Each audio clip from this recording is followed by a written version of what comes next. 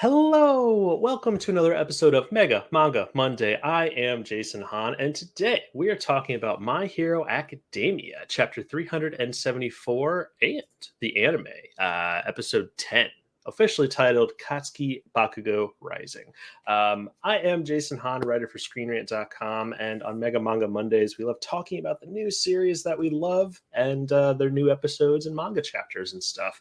But if you're worried about manga spoilers for My Hero Academia, don't worry. We're going to talk about the anime for the first chunk, at least a little bit. But go ahead and look in the description if you're curious on when you'll be able to listen up to without spoilers. But again, I am Jason Hahn, and very excited. We have a lot of great My Hero Academia to talk about. The anime season 6 is just blowing it out of the water.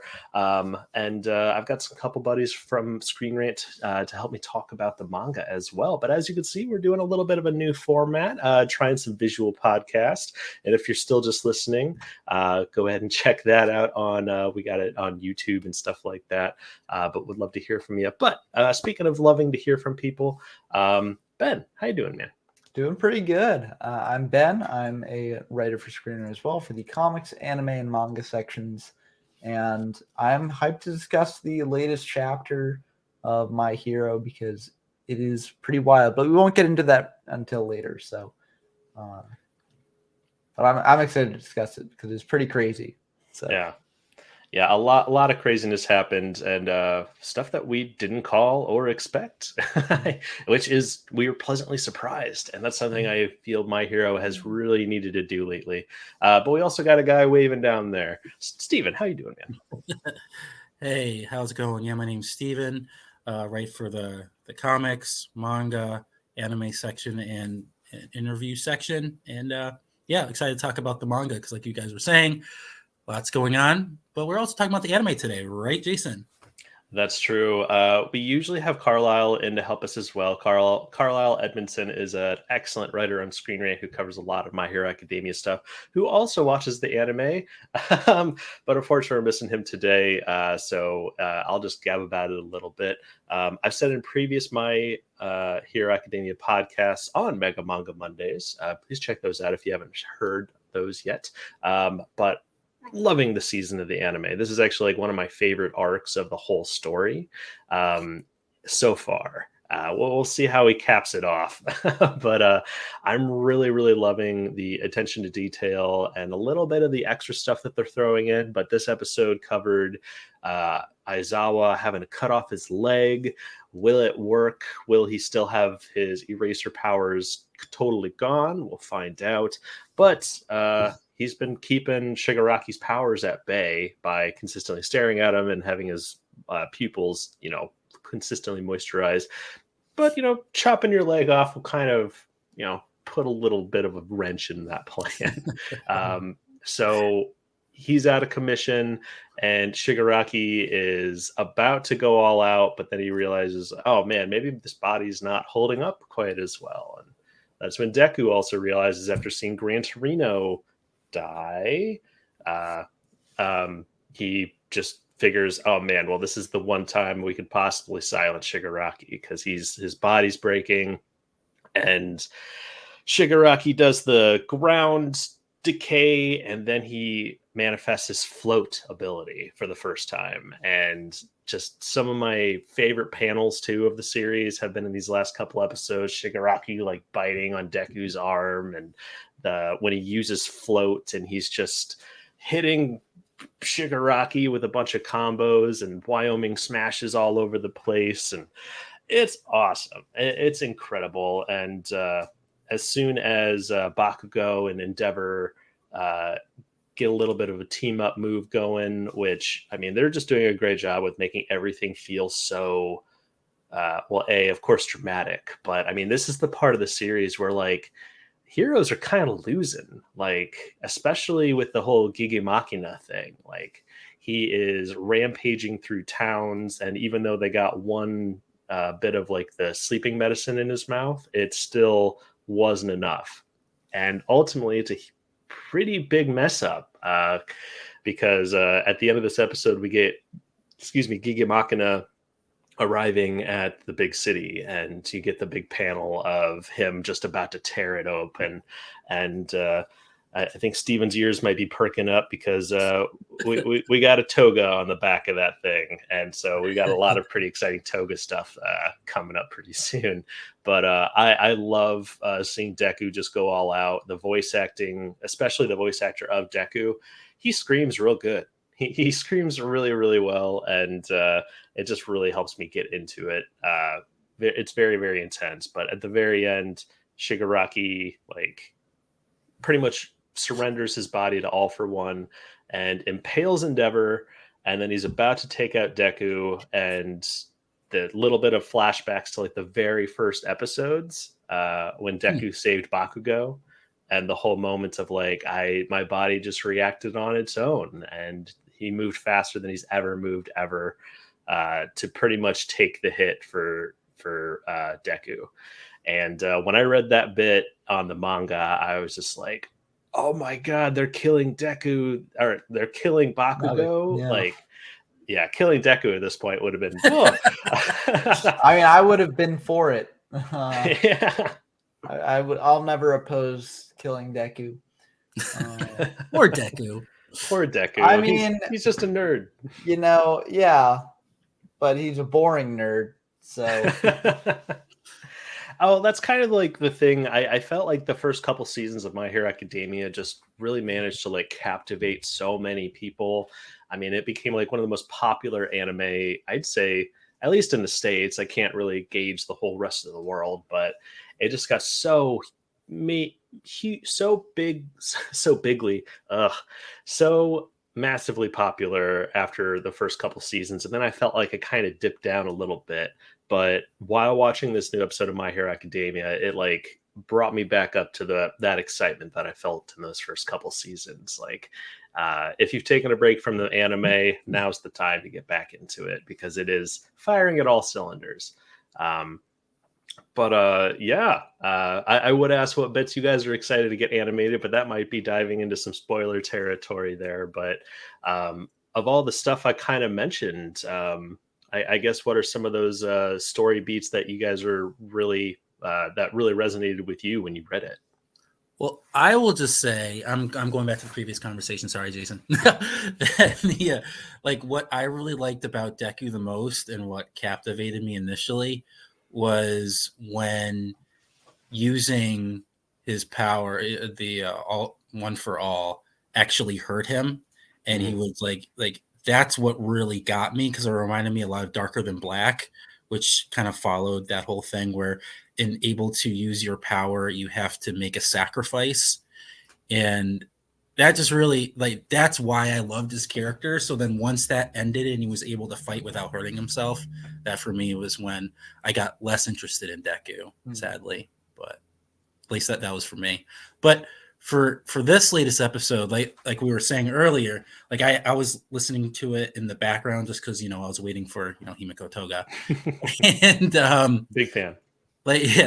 What caught my attention, what made me start watching it, was when I don't know who it was, but they were just naming all of the cities that had been destroyed, and that was a really powerful moment. Like the way they were announcing it, like it was enough to like pull me into watch it. Like I thought that was done really well. I don't remember how it was in the manga, but it was just visually, like hearing it just really was a huge impact for me. Yeah, and that's kind of the things that the anime has really like added a couple things here and there that just like adds so much extra context, and it's like good filler because it actively like builds on the situation and builds on the world. And yeah, just getting to see like the reaction of all the students, just like, did we done goof? Did we mess up? Like, it just really, really solidified like the drama of the moment. And I think that's why I love this arc so much. And actually, like, we'll get into it on the manga chat, but something happened in the newest chapter that may have like kind of ruined one of the coolest moments of this arc.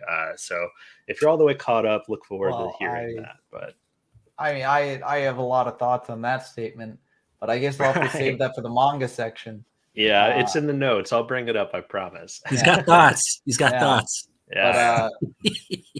Yeah, but no, the anime has just been very much killing it lately. Like, I mean, Studio Bones has been bringing their A game mostly. There are a couple shots where it's like, oh well, you're using animation tricks to cut out a bit of, you say to cut some corners here, but overall it's been very very good. Not every anime can be Chainsaw Man levels of insane in terms of animation quality. Right. But Bones Mappa. is doing very well. They're a very good studio for a reason. And My Hero Academia definitely funds a fair amount of the studio, probably. So, Yeah, of right. their flagships. So yeah, no, it's good. And the rest of the season will hopefully continue this excellence. Yeah, I agree. And that's kind of the thing is like the whole episode just felt like really entertaining. Of course, there was a couple frames there's just like that looks bad, but I feel like it more than made up for it. They still haven't quite gotten to the levels of like for me animation wise. I think Deku versus Overhaul is like one of the best looking, probably one of the best anime fights that they've ever done, and especially with that final punch Deku does, where you get just the shot of Overhaul's eyes and you see the reflection of Deku coming in, and oh, I'm getting tingles. I love that part so much. Yeah, But I'm not sure if that guy who did that sequence is working on this season or not. I think they probably are, so we might get a sequence like that in the future. But yeah, I mean that was a truly special. That made the overall arc in the anime worth it. I think because I thought that the arc in the manga was kind of a bit slow and not the best, and in the anime it was also the problems with it, I think were exacerbated a bit. But that fight was like, oh, this is why I'm watching. Okay. This is my hero. Hell yeah. All Plus, right, Airy guys. just made it awesome too. Anything with Airy. Yeah, I'm looking forward to hopefully we get some more Airy in the future. You know what, I'm still, and this isn't even manga spoilers or anything, but I'm still would love it if the manga, or even if we got like a ship it in, where if we like even moved away from Deku and crew, just the My Hero Academia world is just so like ripe with characters Well, since that Carlisle isn't here, I'll say it. There's always vigilantes yeah. you can dive into. Not really ship it in because it's like a prequel sort of Hmm. thing, but if you want more of the world and more of the world not focused on Deku and co, it's out there for you. Yeah, Yeah, I and got the whole spin-off manga of My Hero Academia Vigilantes. Check it out. It's a little bit more mature as well. Might be right up your alley. But what you got, Steve? no, I mean, I was gonna say, I mean, I haven't read it yet, but everything, because like Carlisle has been reading it or read it, and from his descriptions, it seems like the mangaka is doing a lot of things that my hero should be doing. Ironically, like there's some things like when we're talking about the manga, it's like, man, I wish this happened, and then Carlisle would come in saying, well, it kind of did it in Vigilantes. Yeah. So it's like, yeah, I echo both of your statements. Yeah, you should watch or read Vigilantes, and maybe one day watch if it becomes an anime. I'm really surprised we haven't gotten it yet. I don't think we will at this point. Like, unless the movie. Well, Yeah. I mean, Bones is making tons of My Hero Academia movies and things like every year, so maybe they'll go to Vigilantes once that well sort of runs dry. But I mean, there's not really any incentive to make it anymore. Like, normally you make anime to sell product, right? So Yeah. the My Hero Academia anime is selling manga volumes, right? But once the last manga volume has come out and stuff, you very rarely see anime adaptations of those series. It's not impossible. Like recently, a series Romantic Killer came out, even though that series had wrapped up previously. Yeah.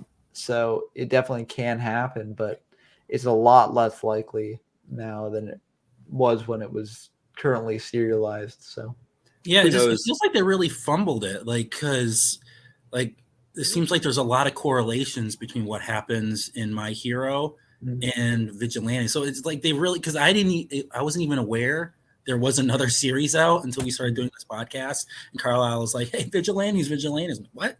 Like, it just seems like they really dropped the ball with that one. Like, it's, yeah, like I echo what you're saying, Ben. It's like it should have happened much earlier to keep that hype going. And it just seems like it would just be bringing it in as an anime now would just be kind of like on the tail end of that whole wave.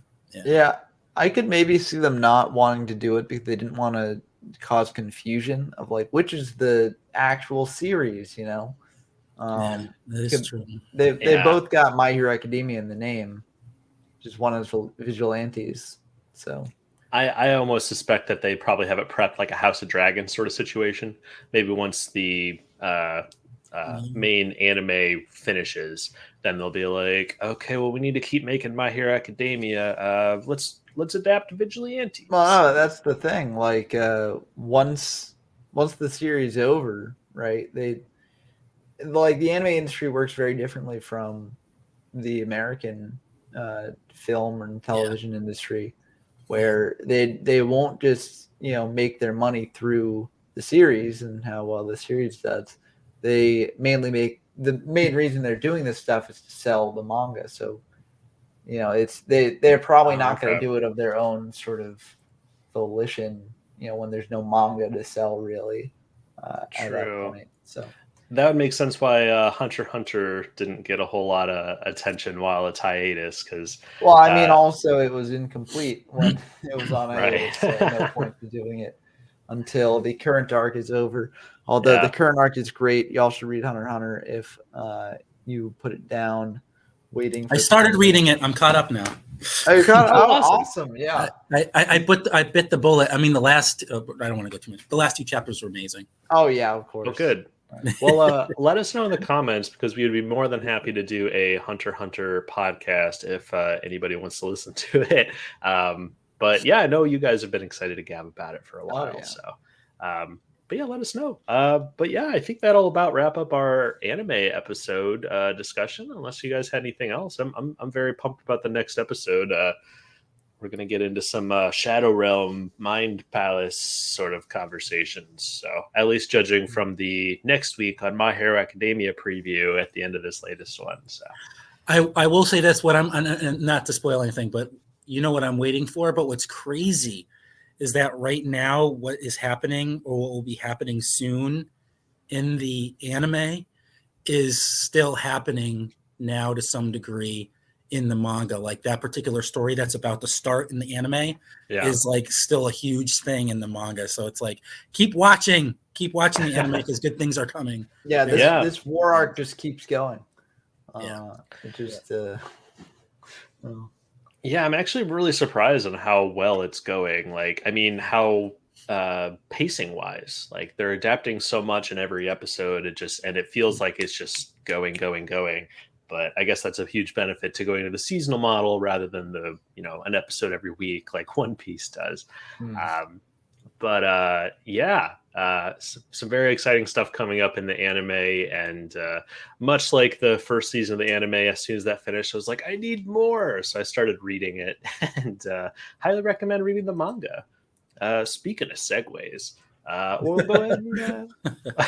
we'll go ahead and start talking about My Hero Academia chapter 374. Oh boy, where to start, guys?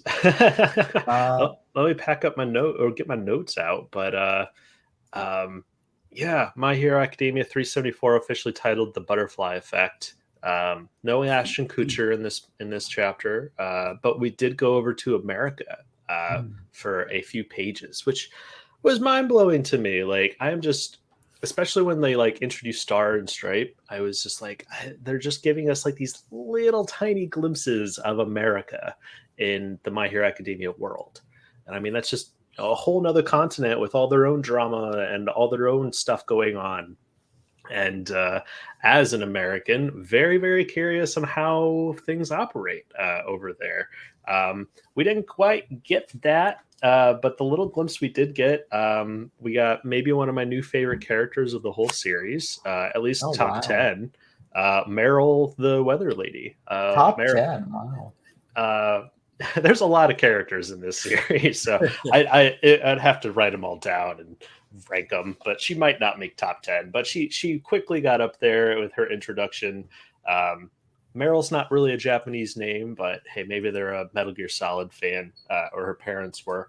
But just like bringing up the effect that people's quirks are having on the weather with the huge battle that like Shoto and Todoroki were having, like are causing huge storms to have to like, pretty much accumulating, and they're going to start moving to the west. So it's like these battles are actively shaping the world because they're just so catastrophic. Like it is really fascinating to see like the effects of everything else going on with the rest of the world, and her going on a little bit of a rant about like how we shouldn't be all going to the side of All for One just because he's the most scary, and they're like, oh, Cutter Mike.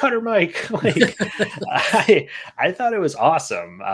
It's one of those instances where it took us away from all the battles that we're doing, but it just did it to like raise the stakes even higher. Like this is a global battle right now. Like it was really, really cool. I'm surprised you're not bringing up the glowing baby. I thought you were going to go straight for that. I haven't gotten there yet.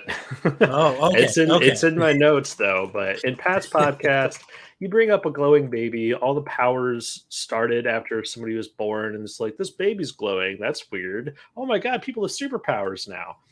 We got to get to that. Like we gotta learn a little bit more about glowing baby. Like especially if he's dropping it here. He hasn't brought it up in so long. Like I feel like Horikoshi bringing that up now, like I think that's just a little bit of a seed that's going to grow into something. I don't know what, but hopefully we get some explanation into what is going on, or if glowing baby is still a thing.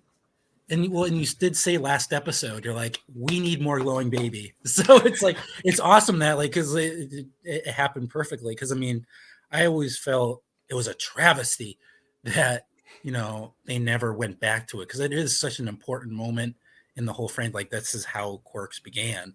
And it's just great that at least we're getting it again. Like it's just a little name drop, but that name drop, like you were saying, it can grow into something much more meaningful. So yeah, very excited. See, I actually disagree. I think that glowing baby should just remain glowing baby who started the quirk thing and never get developed further. Oh man, that would be terrible. The power doesn't let them grow, so they're just a glowing baby their entire life. Well, so no, I'm not necessarily saying that. I'm just saying that I don't think that this series needs another ball to juggle at this point. And like it's perfectly fine just having it be, oh, power started like spontaneously out of nowhere, and that just happened. Like I don't have the burning question of like, how did that glowing baby get their powers, and how did quirks all start? I'm more interested in just what's going on now, and maybe Horikoshi will tie it all together nicely with the current time and all that stuff. But it seems like Horikoshi is already having trouble balancing the multiple plot threads that are going on in the war arc. So I don't know. I don't like that. I hope that Horikoshi kind of just keeps their focus tight on the current stuff, so that way we don't get more just like hastily thrown together plot points like the conclusion to the mutant crisis arc. I didn't think that was going to happen. You guys were saying it. I don't know. Like, it's like, I bet it's going to just end here. I'm like, no, it's not going to end here, but it did. I mean, like there wasn't room for it. And that's the thing, is that like, we're just seeing the result of Horikoshi having to keep this pace to finish the manga in a reasonable time, and just sort of being like, well, I didn't get a chance to cover this fully in the manga, but here's just a little like nod to it. Like, okay, I mentioned it. Now let's finish that up. Go on to the next thing. So, and I think that's going to happen. Sorry if this is jumping around a little bit, but I think this is going to happen to something that we've been waiting for with bated breath, which is the Himiko versus Uraraka fight. which has been set up since the beginning of this whole arc. And it was mentioned briefly where, we see like the blood that Himiko took from Twice come into play here with seemingly revived Twices. So I think that we're going to get sort of a thing that they did with Spinner, and Kurogiri, where it sort of like shows the aftermath of whatever happened in that fight, and then it like has a little like very short jump backwards in time to see how it developed into this. And I think that it's going to be like 2 or 3 chapters, and then we're going to see what happens. Oh man, that's why I can feel the weight so, of your disappointment, Steven. No, it's just like, because that's the only way to go, and it takes away the desperation of the moment by having to do a flashback. If they do it, it's just seeing it in real time is what really matters. And it just feels like, when we saw it, like I can appreciate the fact, that Himiko is, used Twice's blood, is becoming Twice, so that to basically kill Twice's killer. Like it's a huge thing. Like it's a very powerful moment, but it feels like it just skipped forward too much, because it's like you cannot go back. Like, even though I care the most about Himiko and Ochako's battle, like that's what I've been wanting ever since their first fight during the Liberation War arc. But the stakes are much higher with the Himiko avenging Twice's death by going after Hawks. Like, you can't go back to Ochako after that. Like, it will just feel like like you're just deflating the balloon, which is a shame, because that's what I care about the most. Like, that is the relationship, like the Himiko and Ochako thing. Like, yeah, I mean, people said that you couldn't go back to Spinner, and by golly, Horikoshi did it anyways. So, and the irony is that I like when it first started, like the whole Spinner thing, the whole heteromorph. Like, I wasn't feeling it initially. Like, I was like, I am not liking this. And then there was that famous, one panel that really sold me, and I was into the story. But then he just ended it. It's like he was able to accomplish what I didn't think was possible, and then you just ruined it. So I'm just very hesitant. I mean, like maybe he could fix it with right now, but I don't see how he can. I'm just so sad. Yeah, I mean, this is sort of what I've been thinking for the entire arc, is that like I just view it very pessimistically, and if something good happens, then I'm happy, because it's it exceeds my expectations, and I'm like, oh, maybe the series is decent after all. But then I just go back to being like, no, let's temper the expectations, or else I'll be disappointed, because he's dropping the ball on a lot of different things, despite the fact that certain things are working out. You had though some awesome quotes. I think it was during the whole Edge Hot thing, when you're just, that's when it started for you, man. That's when you were like just saying these one-liners like, Horikoshi is done. It's like, I lost faith in him as a writer. Yeah, that was a big one. Like, I'd been losing faith before that, but like that whole Edge Shot thing, just completely dropping the ball, and like, oh my goodness.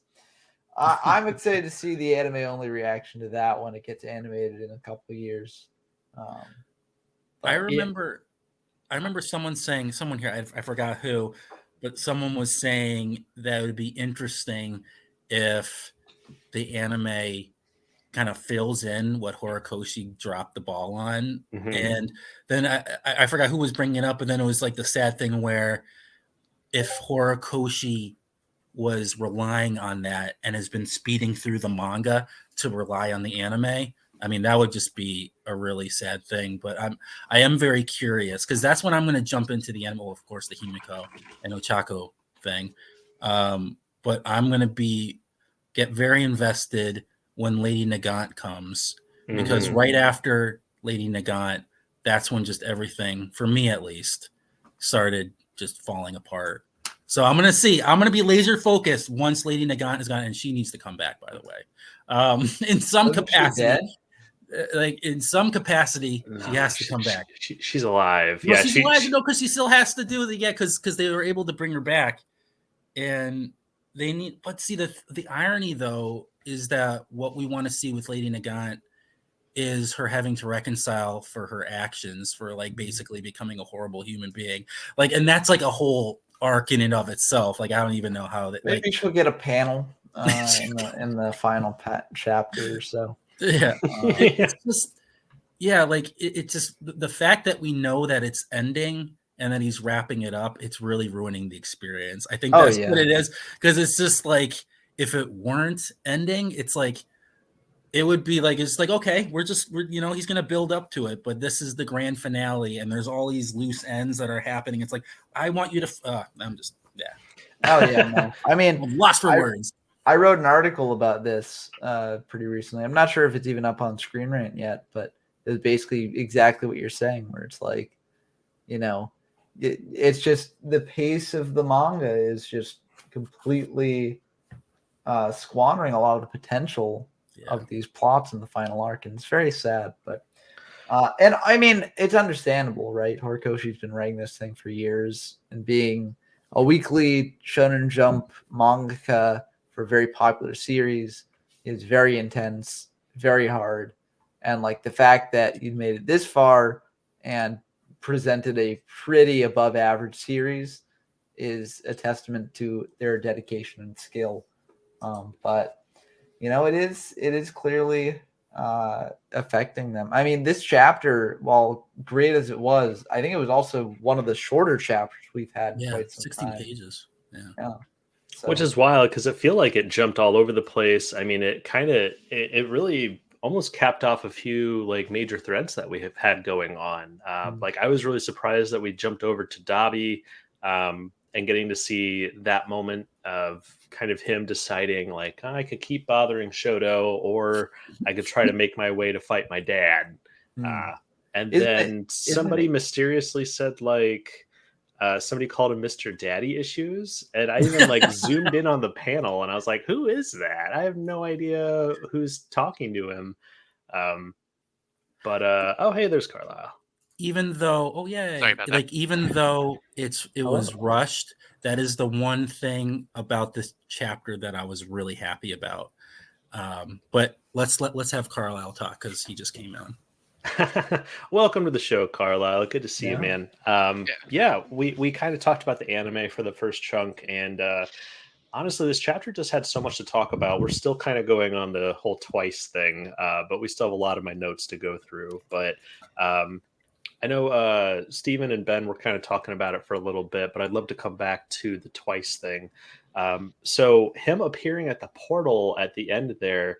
Is that safe to say that that's twice or that's Toga? Oh, it has to be, yeah, because she had his blood, and so that means she could transform into him, and it just makes it such a powerful image. Like she is avenging Twice's death by hopefully killing his killer as him. Like it's a very good image, and that's what's just it's a good image.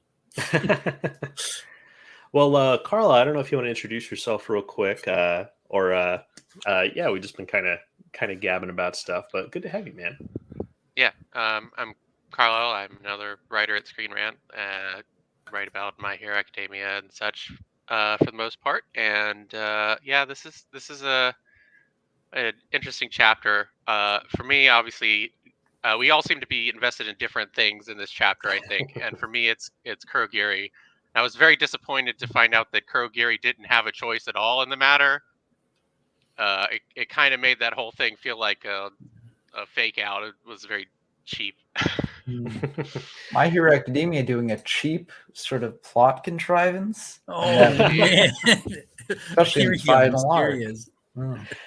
Well, that was kind of the thing. Like, I know we discussed it in previous podcasts too, but like there was that whole hanging thread of like, do these like reanimated Nomus have like any bit of their personality anymore? Like, there's been little hints of it, but they've never done anything to like actively betray their coding, I guess is the best way to put that. And I think we definitively have our answer now. But yeah, getting to see like Toga come out as Twice, it just made me I was really surprised, because you guys have brought up like they're gonna off screen the Toga Himiko thing, and I was like, no, there's no way that they're gonna off screen that is way too dramatic and way too big of a thing, and Steven will be really sad. I am really sad. Well, I mean, I think they're gonna do the sort of flashback thing. Yeah, I think it's possible we do that too. Like again, which we just got done doing. Like we just got done with this is what happened a few minutes ago with the heteromorph thing. And yeah, I was actually really surprised, like in this chapter when the portal appeared and Present Mike just pops out with the one hand. I was like, is that all you guys are sending over there? Like, just like, imagine being on that battlefield and that happens. You're just like, oh, all right, cool. I guess we don't have anything to worry about. No, we can see that portal has the eyes, so presumably that's where Kurogiri is going to appear as well. Yeah, that's a good point. And yeah, I honestly, when it started jumping around to like Kurogiri, which is pretty wild too. Like Kurogiri's power can just span that far. Like, yeah, what he was knew where everybody was. Yeah, it was really contrived, I guess, or it was just very serendipitous. Yeah, I mean, but I never imagined that like we would be getting Dabi versus Endeavor. Like, I know when that fight was still happening between Shoto and Dabi, I was just like, okay, well, I don't see how Endeavor is going to get here unless he beelines it to this battle. But yeah, and Twice being there, I mean, he has the most frightening ability of being able to double somebody. So, I mean, possibly doubling All for One's original body, but we don't know if that would like stop the decay thing that he's got going on, or he's kind of has like Erie's ability right now, right? Where he's just like regressing to be younger and younger. Am I correct there? Yeah. It seems to be. Okay, cool.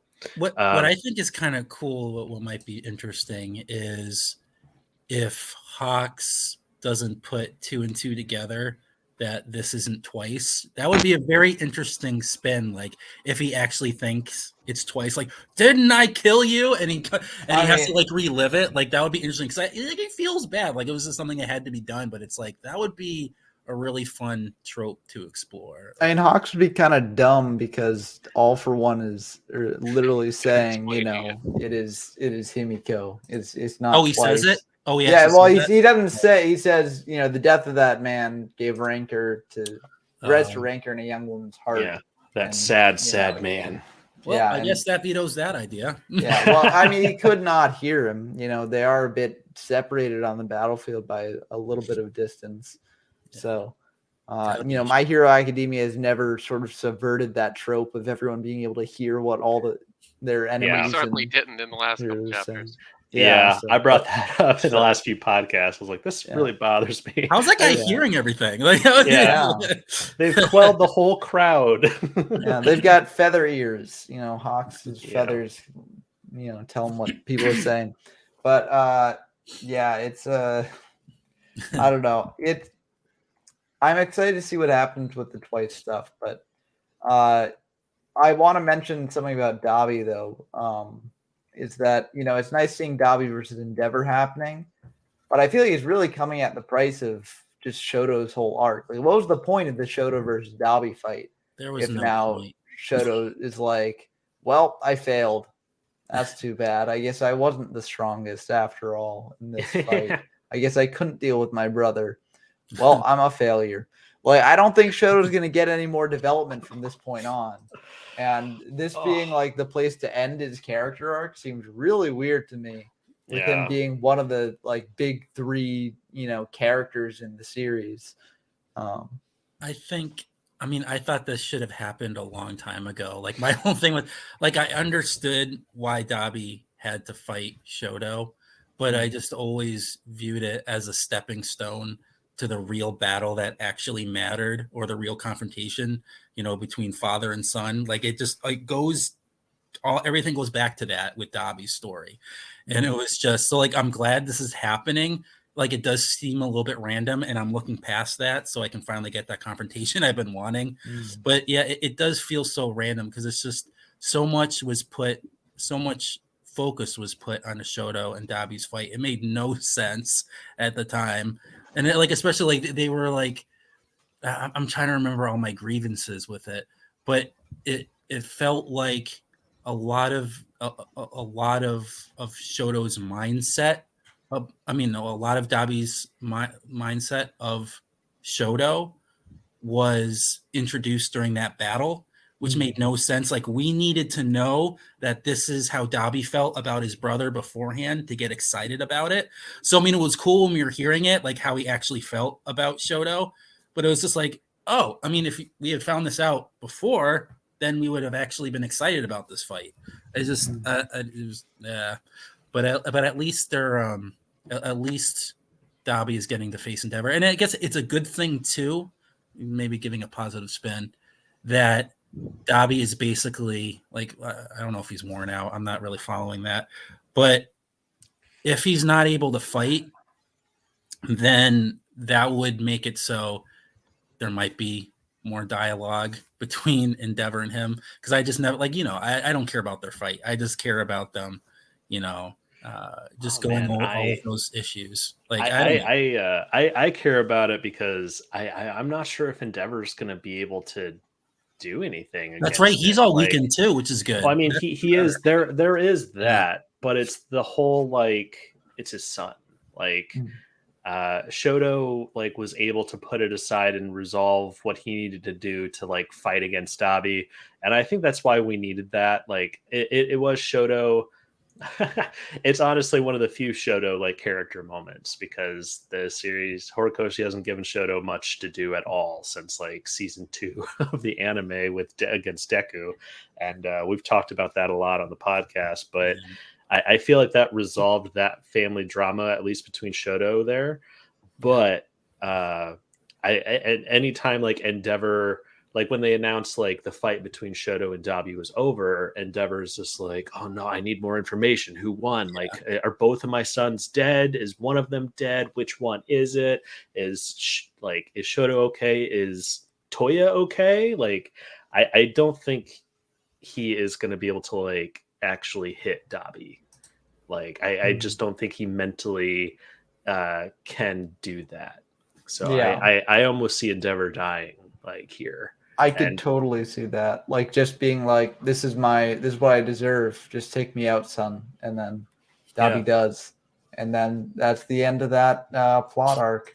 Oh man, it would be a beautiful panel, like seeing them hug and then they just both incinerate.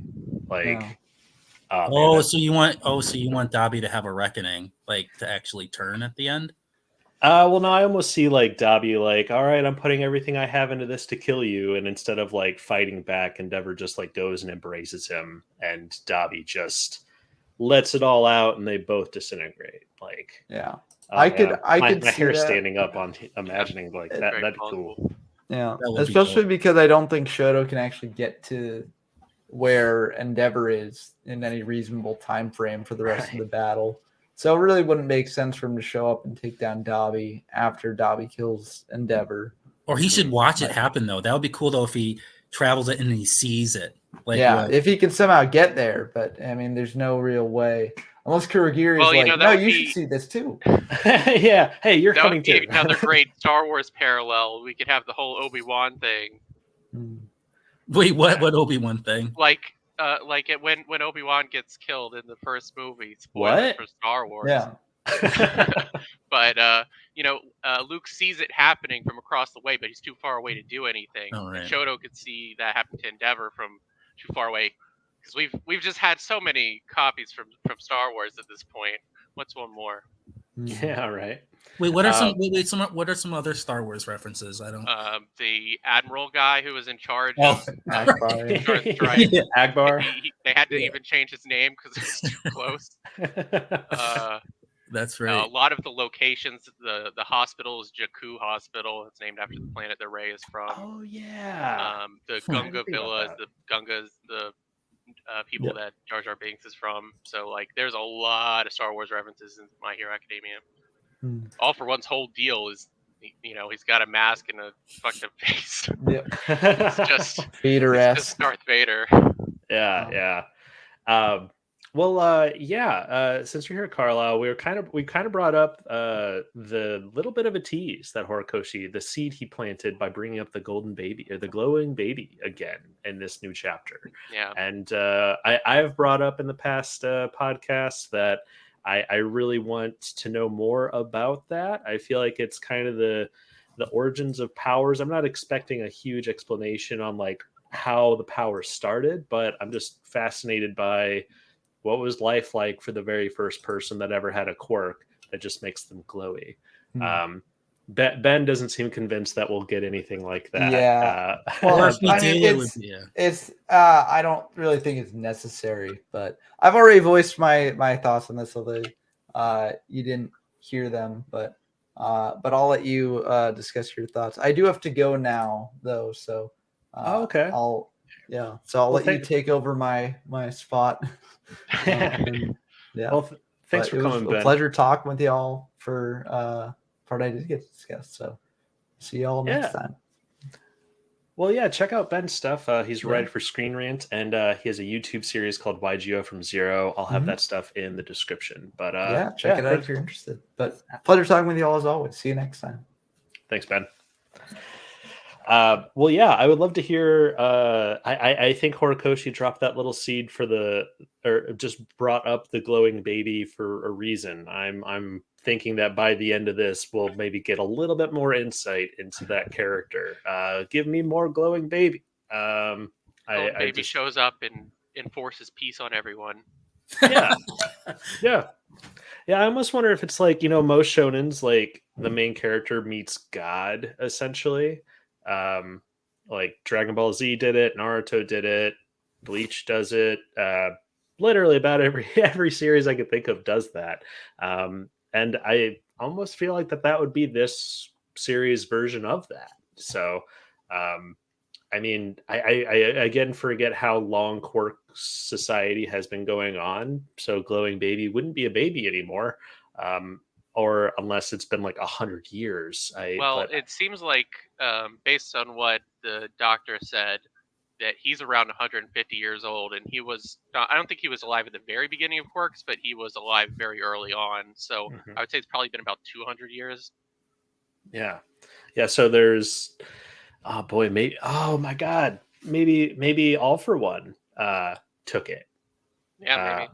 Or like has that power. I mean, because I'm sure he also would have been fascinated by the very first quirk and all that. I'm sure he pursued that just to possibly meet them or steal the glowy quirk or something. Yeah, it would be great for passing yourself off as a messianic figure, which he does love to do. Yeah. You're right. And it would be it would just work so well too, because he's consistently like underestimated what a quirk can do. I mean, that's led to this entire situation with his brother too. So that'd be great if he's just like, oh, I'm just going to use this just for fun, and then it ends up having a whole nother effect that nobody imagined. Oh boy, okay, calling it here on Mega Manga Mondays. That might be the thing. We'll see, but yeah, really enjoyed the time we got with Dabi in this chapter.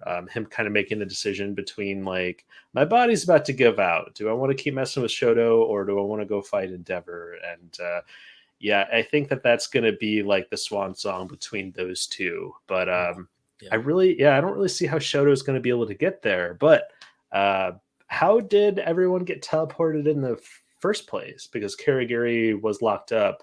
Didn't they have somebody else's like teleportability that might still come into play? There was that little the little Nomu that could teleport. I think that thing's still running around. Okay. Because I still think that the series is going to all wrap up with like all the heroes coming together and then Deku sharing his power with everybody, and it'll just boost everybody's power to take on the final conflicts. That's kind of my guess on how things are going to shake down. But I guess what are some thoughts that you guys have on where things can go after this chapter? I think it's not lost for Kurogiri yet. I'm still hoping. Yeah. And if that is the case, then that is the perfect way to bring, Shoto and everybody else who's in other locations back to the main fight. Oh, So okay. we could definitely still see that happen. I think now that we have Krogiri and Present Mike here in the same place with Aizawa, I think we're Yeah. gonna get some emotional face off here and perhaps finally win him over. Or maybe I'm just hoping. Yeah, I don't know. That would be a great end to that like storyline that we haven't really gotten any resolution to. It's just been a bummer consistently for Aizawa and Present Mike regarding Kirigiri. Um, so yeah, if he got like some sort of like redemption and just in the last like few seconds of his life or something, he zaps all the heroes to the same place, that'd be pretty cool. Uh, good theory. We'll have to see if that shakes out. How about you, Steven? I'm just sad. The only thing I care about at this point is the confrontation between Dabi and Endeavor, since that was my second favorite thing I've been waiting for. It was always Himiko and Ochako was number one, and number two was Endeavor and Dabi. So there's that to look at. That's just all I'm focused on at this point, because like even if they do that, a flashback to like whatever happened to Ochako and Himiko and Froppy, because Froppy's there too. Yeah. It's like that whole thing was just squandered. I mean, I was always afraid before that fight, just because like they just kept on dropping hints that Himiko just didn't care about Ochako anymore, that she was moving on. Like there were hints of that leading up to the battle.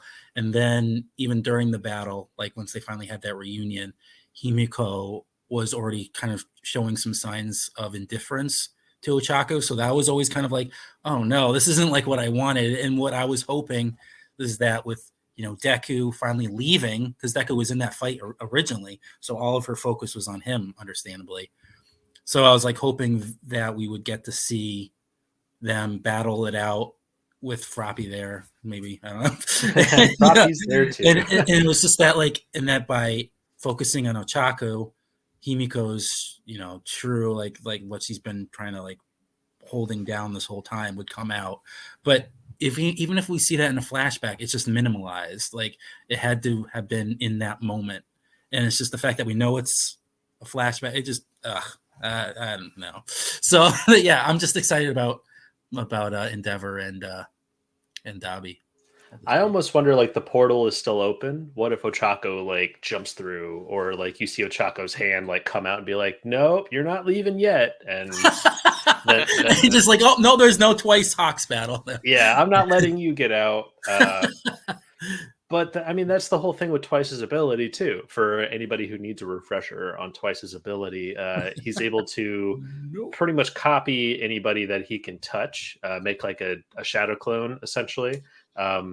And isn't it like the more clones that they have, the less like damage they can take? So like if she just makes like 2 clones of Twice, can they both actively like take a few hits, but also each one of their clones can also touch things and clone those too.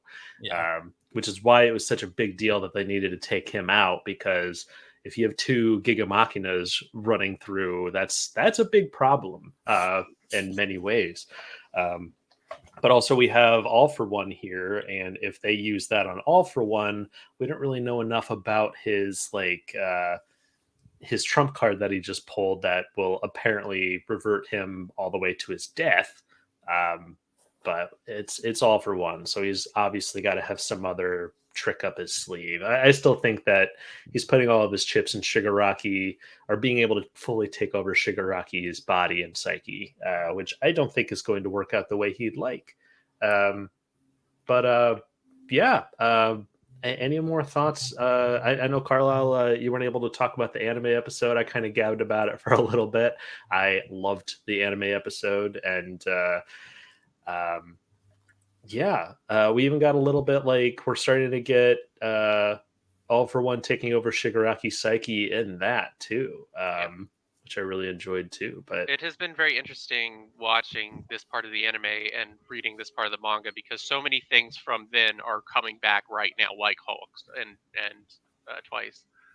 That you're getting a refresher about all these things that just happened right before they become relevant again. It's worked out very nicely for anybody doing both. yeah. Well, yeah. That's about all my notes. I need more glowing baby. I think Dabi and Endeavor have some pretty awesome stuff happening. I too. I mean, I'm not as invested. I am still invested in the Toga drama. So I am a little disappointed with if this is all we get of that, and if we jump into like a flashback. I think it would be really disjointed, especially at this point, because we just finished a flashback like a couple minutes ago with the whole heteromorph thing. So, I mean, there's just, I think that we're going to focus on the Endeavor battle because, again, like the All for One battle, or sorry, the Deku Shigaraki battle, Kurogiri might appear there, but I don't really see how unless he teleports like Manoa or Aizawa away, then they don't have that quirk cancellation Yeah, that would ability be on a that fighting problem. more. Yeah. Yeah, I mean, I would just say like I completely forgot. I am like even though I'm sad about the Himiko Toga, the Himiko and Ochako thing, I am very excited about Himiko as Twice going after Hawks, who killed Twice, and she looks like Twice. Like it's just that is very cool, and I am excited to see it. And when I'm also because like I don't know if it's possible, like maybe because if she's using his quirk, there's this whole thing where the consciousness of the former or of the original user of the quirk can still manifest in the quirk. I'm wondering that would be so cool if this like somehow like Twice's personality comes out of it and takes over. Wouldn't that like I don't know how that would happen just because there is that thing that consciousness of the original user is always in the back there. And it would be cool if it comes to the forefront.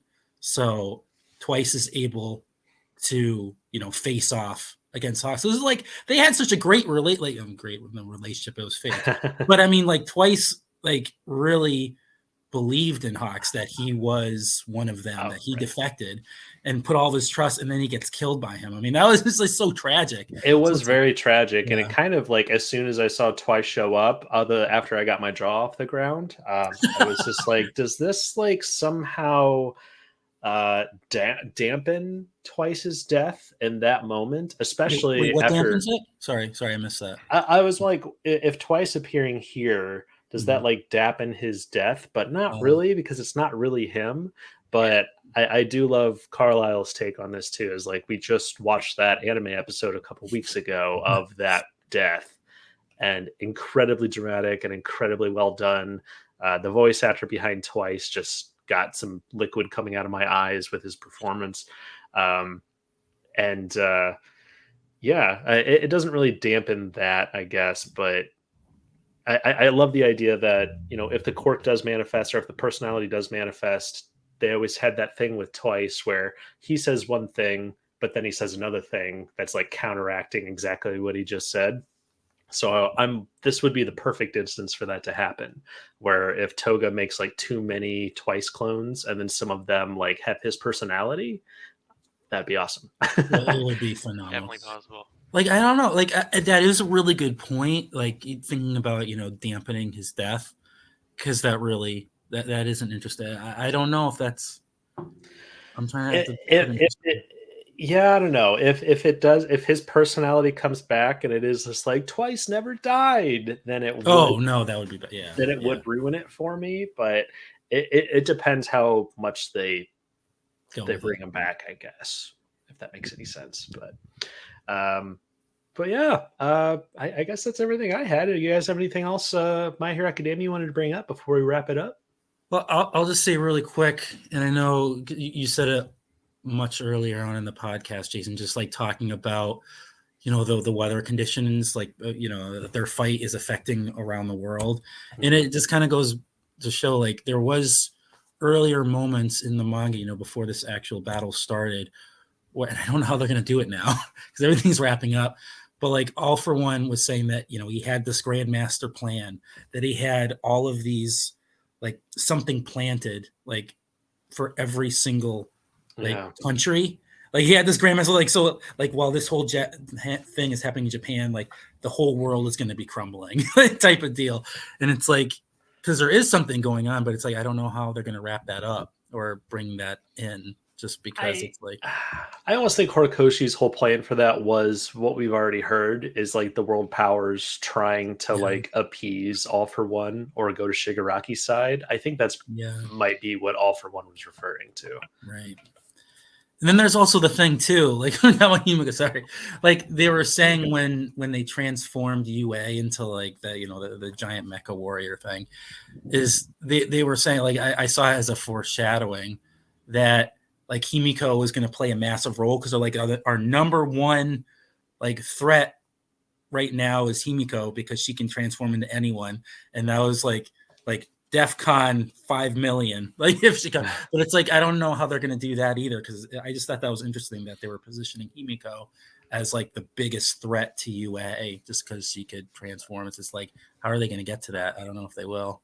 I almost feel like she's the threat because she has twice as blood. I mean, she still needs somebody's blood to transform into them, but I get that's why Hawks was at that last panel was just like, kill them right now, because Twice's ability being in play is a huge problem. I mean, like in relation to the school, like because the whole thing was that she could infiltrate UA.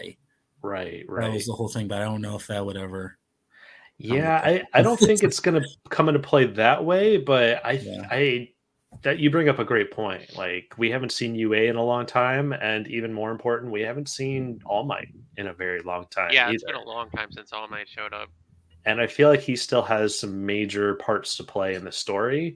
I mean, Night Eye's prediction that he's going to die a gruesome death. But I mean, I don't think he's going to have any fight or anything like that. But him being alive is still a major thing for morale, especially like if they somehow kill All Might and tell everybody about it, then that might be the darkest part of the series we get. As in like pacing wise, we had Deku show up and beat the crap out of Shigaraki. That brought the series up here. Like, oh my god, things are awesome, and then everything's going wrong and bad, and everyone's just like, how are we gonna win? And just like, okay, well, let's get even sadder and more unlikely that they're gonna win. So when they do pull it out, it's all that much more like, yeah, shonen, it's shonen style.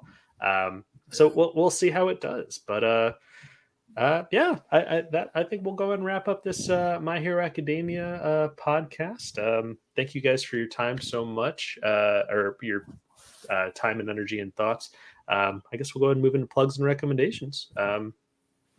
Carla, did you have anything you wanted to say about the anime episode? I know you're a little, you kind of jumped in a little later, but nothing that's really worth going all the way back to that. I think it's obviously it's a good episode. There was a lot going on, very intense for Aizawa to get his leg cut off like that.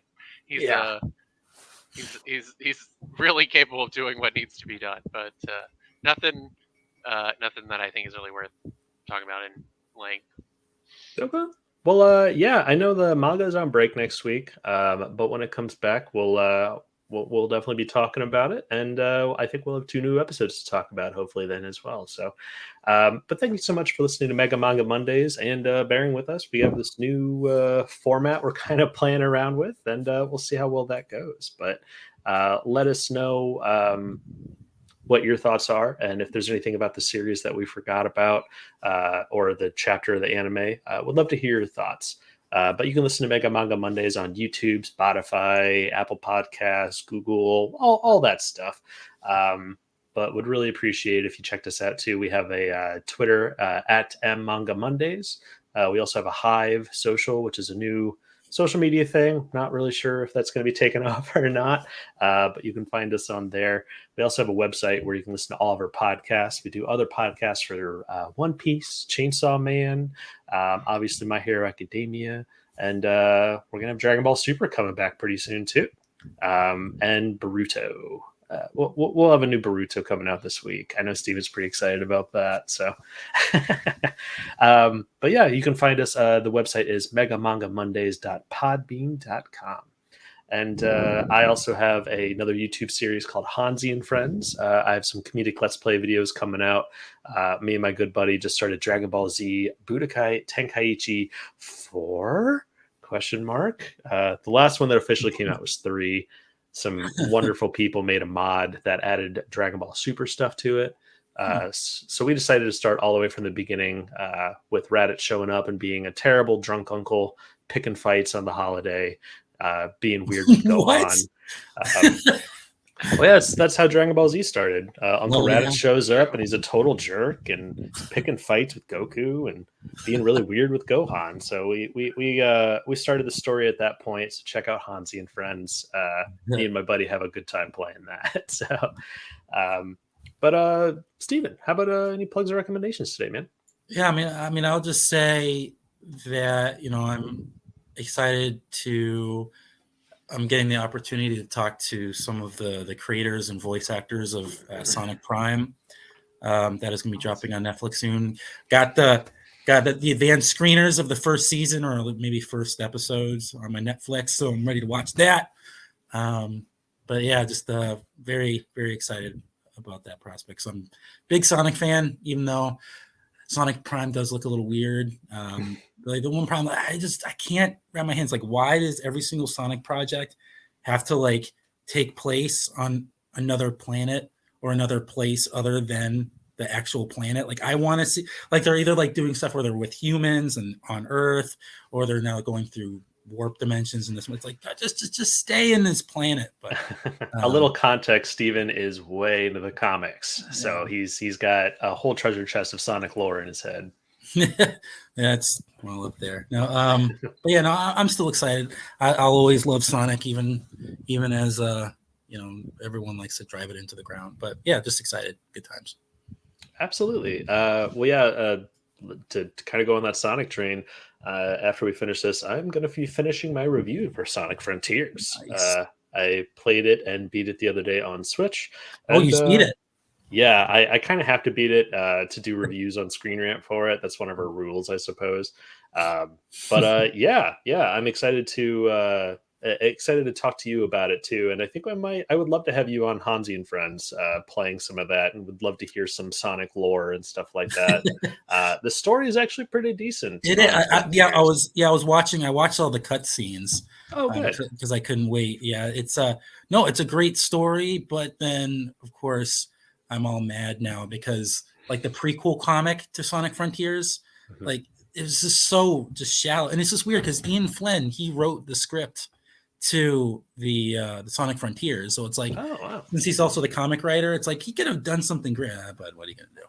Yeah, there's little things throughout the story where just like, that's a really cool idea. We'll see if they expand on that later on. But well, they did say, sorry, in an interview that Flynn was saying that what happens in the game is somehow going to affect the comics and IDW. Like, I don't know if like they're going to borrow the story, but it's going to be affecting it in some way. So that is very exciting because I loved the direction that the game went in. So I'm hoping, because there's a lot of lore in there, and I'm hoping that it'll transfer into the comics. But absolutely.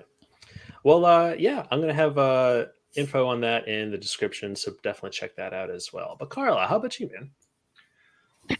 You can still on Twitter. Unfortunately, haven't fully moved away from that yet. But if you are still on Twitter as well, you can check out my visual novel at Elven Revenue. It's the everyday life in a fantasy world. You can, go through, do the dating thing like you do in visual novels and all that. Oh wait, you can date in there too? Oh yeah, it's definitely a relationship thing. Oh really? I didn't know, because I thought it was just like like a focus on taxes or something, or Yeah, it's a IRS? little bit business simulator, a little bit romance. Oh, my ears perked up. Romance. There you go. Oh, cool. Oh man. Well, yeah, I really like the idea of like a fantasy world still having to do taxes and stuff. Yeah. Yeah. So I think it's a really cool idea for a game, man.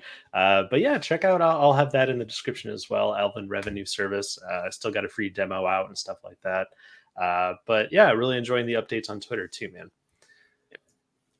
But yeah, that'll wrap up our Mega Manga Mondays chat. We're all writers on ScreenRant.com. My buddies write a lot of stuff in the comics, anime sections. I'm more on the video game side, but we would love it if you checked out our stuff there as well. But that'll wrap up Mega Manga Mondays, My Hero Academia chat. Thank you guys so much for your time, and I look forward to the next one. Definitely. Peace.